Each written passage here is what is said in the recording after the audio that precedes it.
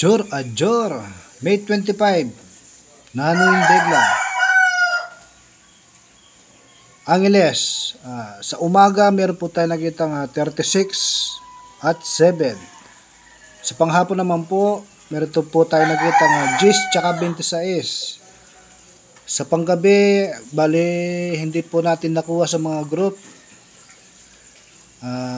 So hindi discuss lang po natin ito pang umaga tsaka panghapon. Ang sumada po ng 36 sa pang umaga ay 9.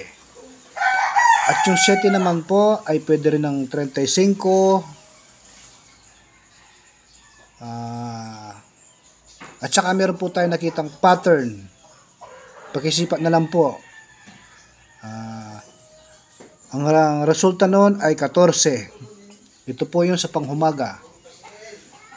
At sa panghapon naman po, ang sumada ng 10 ay 1. At saka 20. Ang sumada po ng 26 ay 8. Meron din po tayo nakitang degla sa hapon na 12. Kung hindi niya ibibigay sa hapon, sa umaga, 12 degla. Highly recommended.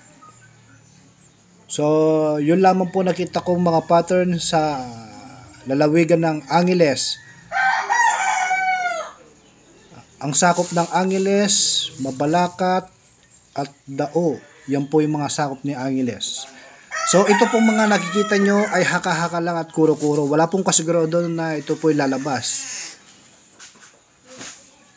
So, sa mga nagtatanong kung sure ba na lalabas to, nasa sa inyo po yan kung kayo po ay maniniwala o hindi. Yun lamang po, May 25, Angeles. So, ito na po yung mga resulta ng mga nagre-request. May 25, Angeles, Ajor.